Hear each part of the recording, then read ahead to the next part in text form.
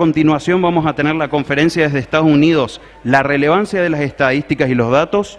La disertante va a ser María Eugenia Munigurria, profesora de la Universidad de Wisconsin-Madison, y el presentador va a ser Juan Manuel Verón, economista y experto en finanzas. Muchas gracias.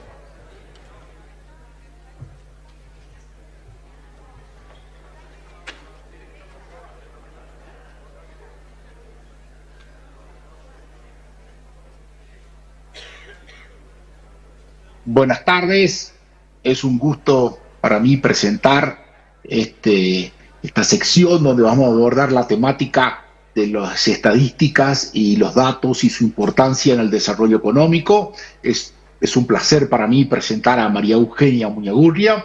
María Eugenia es licenciada en Economía de la UBA, es doctora en Economía de la Universidad de Minnesota y es actualmente profesora emérita en la Universidad de Wisconsin-Madison, y durante su carrera académica enseñó en la Universidad de California de Santa Cruz. También fue profesora visitante en la Hoover Institution, nada menos, y ha colaborado en el CIDE de México, que es una escuela de excelencia de economía, y en la Universidad de los Andes de Colombia.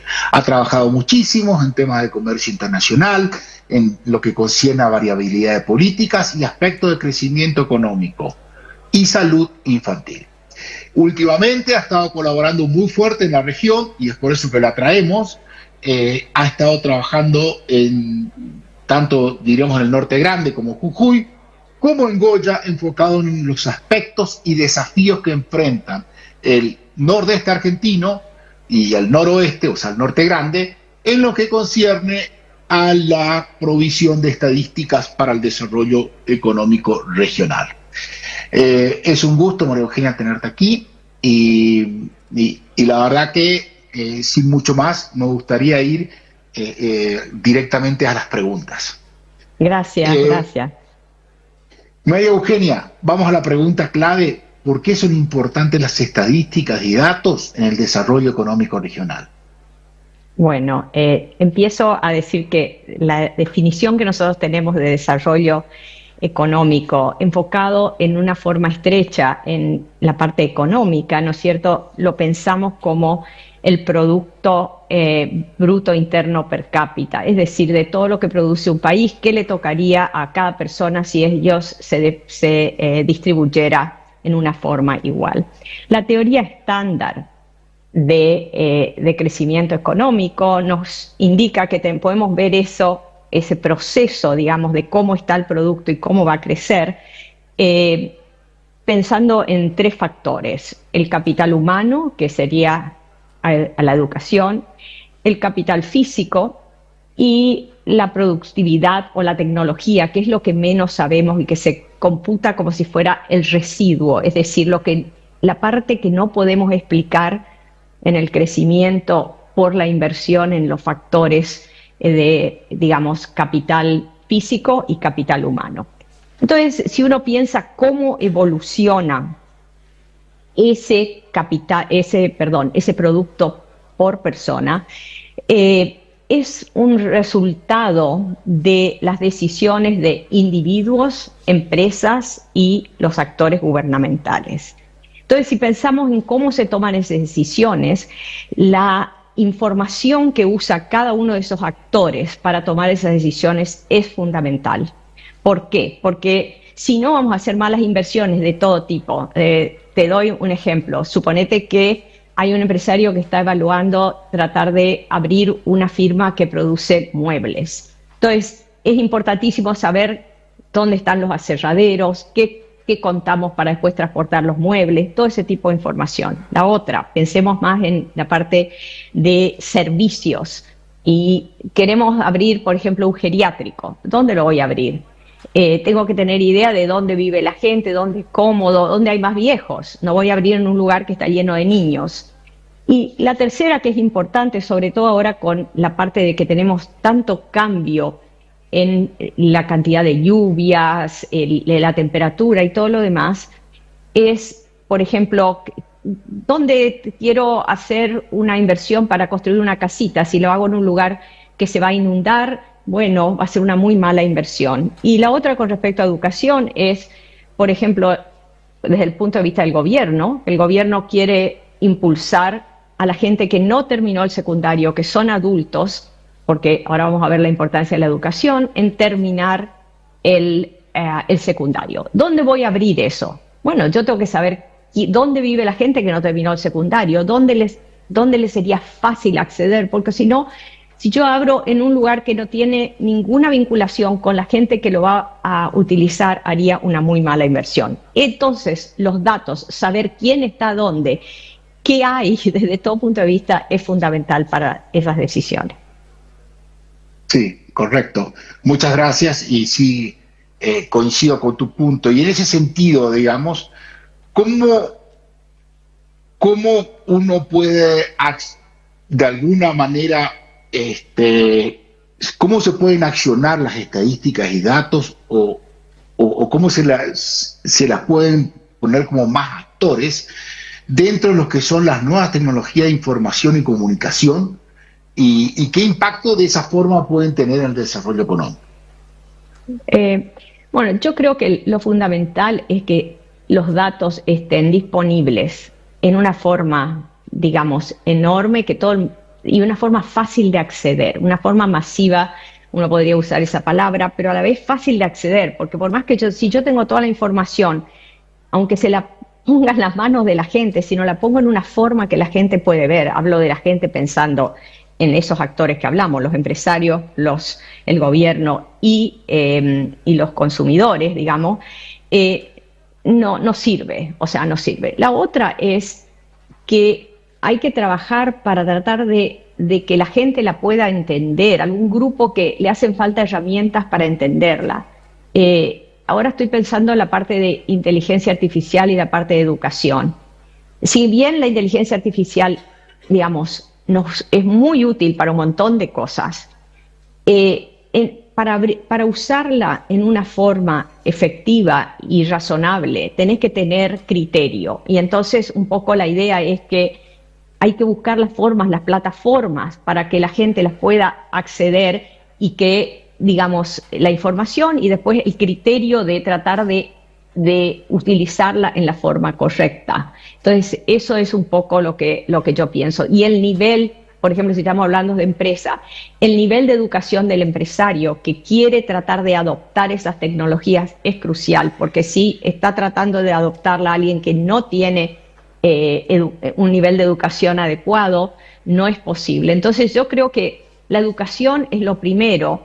Después, armar las formas de acceso que sean importantes y que la gente les pueda acceder. O sea, hay experiencia de muchos países que tienen los datos de una forma que son fácil de acceder. O sea, y entonces un montón de personas pueden utilizar esos datos. Pueden utilizar también, obviamente, las plataformas y los sistemas que usan para que se aprenda con la inteligencia artificial, pueden usarlo si están disponibles, si no, no pueden usarlo. Es decir, si yo nunca puse una estadística de Goya, no sé, de alguna cosa, de educación, de población, no hay manera que los sistemas de inteligencia artificial aprendan, ¿no es cierto? Aprenden de los datos que están publicados, de los datos que están, o sea, no sé si quedó claro un poco cómo viene de las dos formas. Si yo no la pongo, no están, o sea...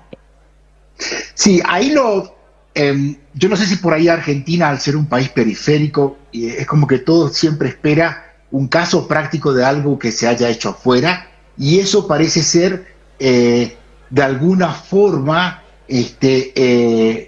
la beatificación de una idea, ¿no? Entonces, te tengo que preguntar, digamos, ¿qué casos conoces como para contarnos? Bueno, ¿qué casos conozco? Ok. Hay mucha información a nivel global, ¿no? Y hay información con respecto a la parte de crecimiento y de adopciones de tecnología y todo lo demás. Hay diferentes tipos de evidencia. Está la evidencia macro, digamos, que uno dice, bueno, ¿qué país creció? ¿Qué país? Bueno, milagros, desastres, todo lo demás. Pero después ahora hay mucha información acerca de cómo se comportan las firmas y, digamos, qué son las características de los empresarios y de las firmas en sí en los países que han andado bien. Entonces, eso es trabajo. Yo estoy ahora usando la información de los trabajos de diferentes economistas, entre ellos Hugo Oppenheim, un argentino, y que él piensa, y como otros, que hay como si fuera una historia de supervivencia como tipo Darwin, que los países que son dinámicos tienen firmas que, digamos, nacen, crecen y se mueven.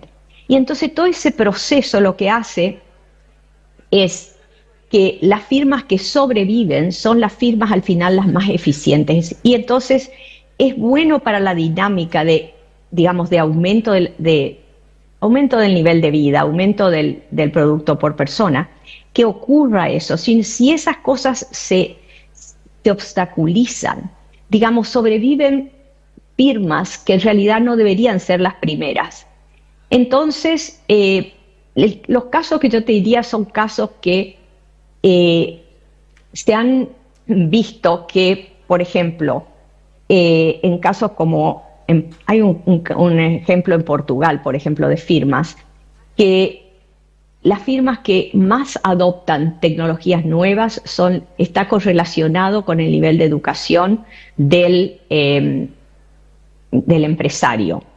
Y entonces, en casos como esos, lo que tenemos es que si todas las personas y todos los empresarios tienen acceso a la misma información, eso sería como, digamos, un proceso que está tratando de elegir el mejor y todos tienen acceso a la misma información. Sin embargo, si yo tengo solamente uno o dos de mis amigos al cual les muestro la información y todos los demás están en la oscuridad, el que va a sobrevivir no va a ser el mejor, sino va a ser el que tuvo más información. Entonces, para mí esto es una forma de nivelar, como dicen, el nivel digamos, cuando empezamos todos en el mismo momento la carrera. Lo que yo veo es que si hay obstáculos de todo tipo que pueden haber a la obtención de la información, entonces ese proceso no cumple su ciclo como debe cumplir y terminamos al final con un montón de firmas ineficientes y que están allí solamente porque tuvieron algún tipo de información especial que recibieron. Bueno, hay otras formas por las cuales sobreviven algunas. O sea, eso sería una parte. Y después, digamos, la información tiene que estar al alcance de todos. O sea, uno ve otros países, por ejemplo, como México, que el gobierno tiene como función que tiene que publicar y todos tienen que estar disponible. O sea, eso es así. Yo tengo casos que tienen que ver con otras cosas, como encuestas o censos, con los cuales hemos terminado trabajando nosotros, pero conseguirlos, o bueno, a veces aparece, bueno, fue todo un proceso. Entonces, yo creo que eso obstaculiza no solo la investigación, sino el proceso de desarrollo económico, Esa es mi idea general. No te voy a preguntar, no temas, qué significa información especial. Vamos a pasar a otra pregunta. ¿Con qué? Porque muchas veces cuando viene así gente de afuera es muy oportuno que te puedan decir las cosas en forma más objetiva, ¿no? Y una de las preguntas es: ¿con qué recursos, con qué capacidades contamos a nivel nacional y provincial para potenciar nuestras capacidades estadísticas y que éstas tengan impacto en el desarrollo económico? ¿Qué estás viendo? ¿Qué estoy viendo? Bueno, cuando yo empecé a trabajar con tratar de poner datos, ¿qué sabíamos de Goya, por ejemplo? Porque yo estuve visitando muchas veces y decía, ¿dónde están los datos? ¿Qué sabemos? Bueno, lo que es seguro que sale en este país siempre son los censos, ¿no es cierto? Cada 10 años tenemos un censo. Entonces, cuando mi primer esfuerzo en realidad se hizo en el 2015, y que era otro mundo, o sea, era otro mundo, no teníamos las herramientas tecnológicas que tenemos ahora, ni nada más, pero teníamos el censo. Entonces, con mucho esfuerzo, lo que hicimos es con un estudiante de la universidad, que en realidad estuvo 2 meses en Goya, consiguió fondos y trabajó con la Agencia de Desarrollo Productivo, en ese momento liderada por Guillermo Quintana, y entonces se trabajó desde ese espacio en tratar de ver, por ejemplo, no sé, pongamos educación, poner los resultados del censo para Goya. ¿Qué quiero decir eso?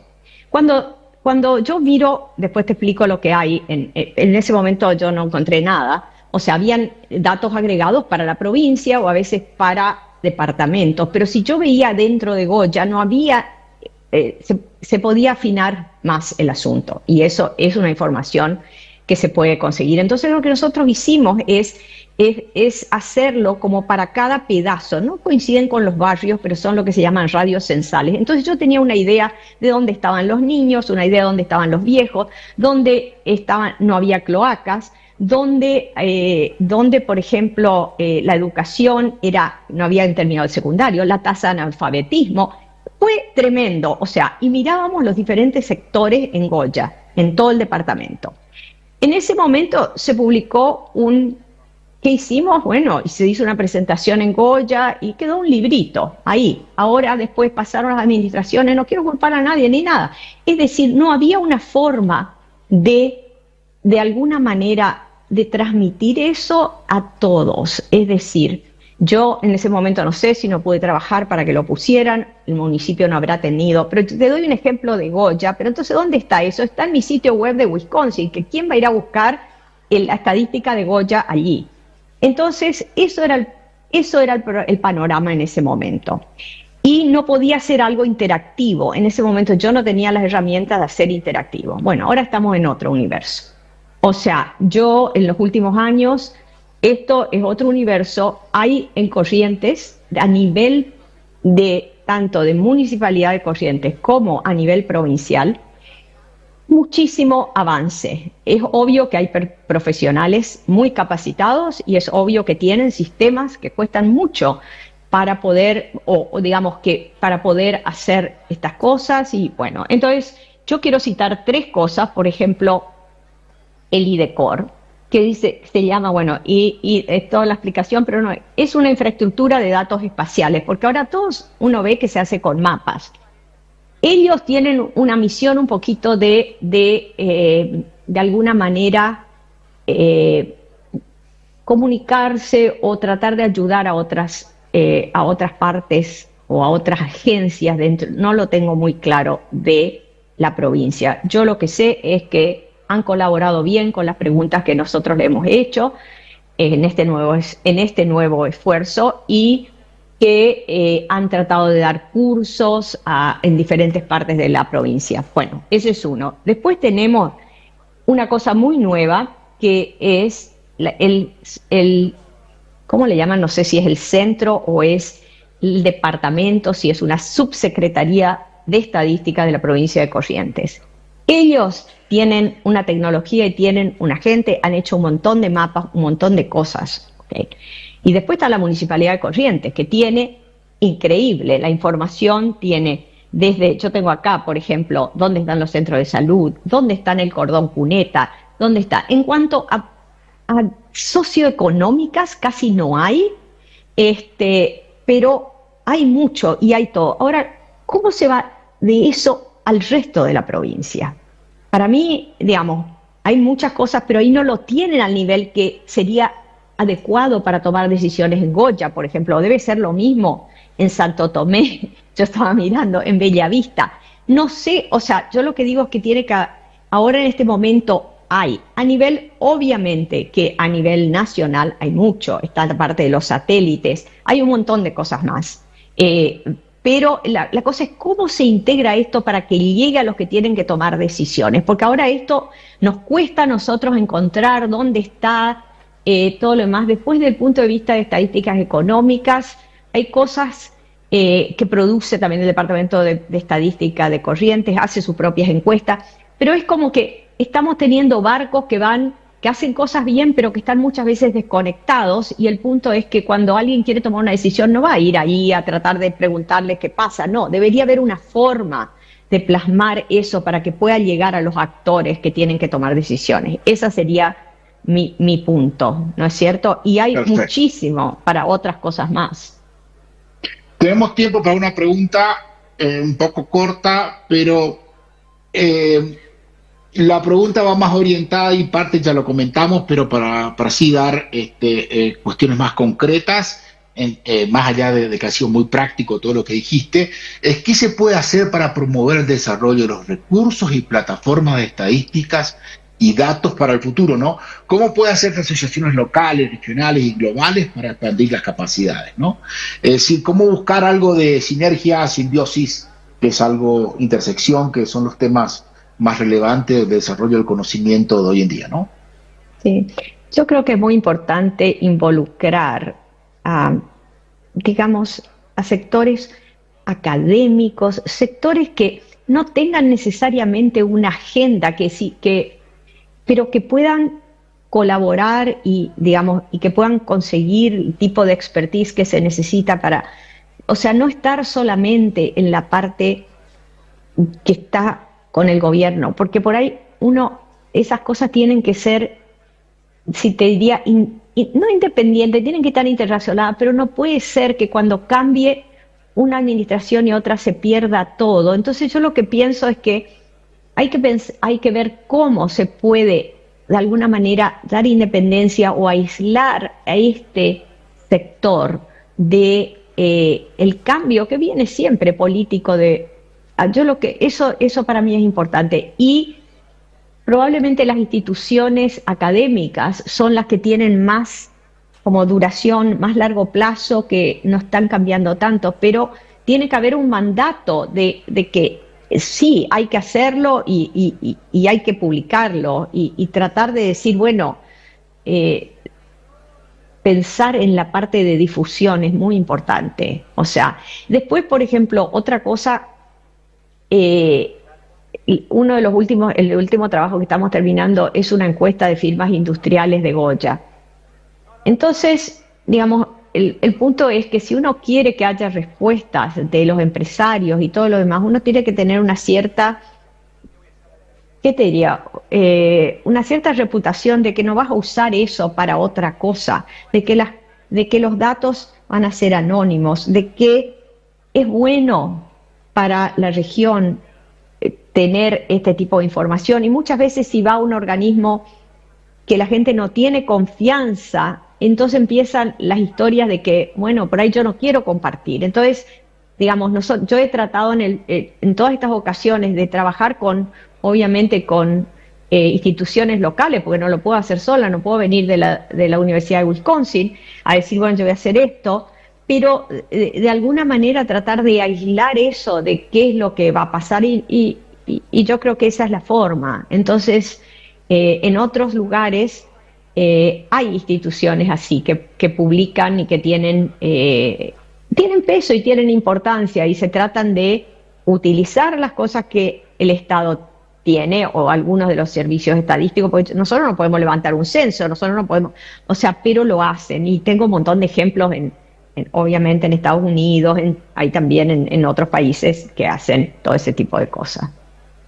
Muy bien, muchas gracias, María Eugenia, muchas gracias por tu aporte al Congreso de Economía Regional y muchas gracias por todo lo que estás haciendo por la provincia en torno al desarrollo estadístico y el impacto que vaya a tener en el desarrollo económico regional. Gracias. Gracias a vos por invitarnos y estoy contenta de haber podido compartir un poco mi experiencia. Gracias. Gracias.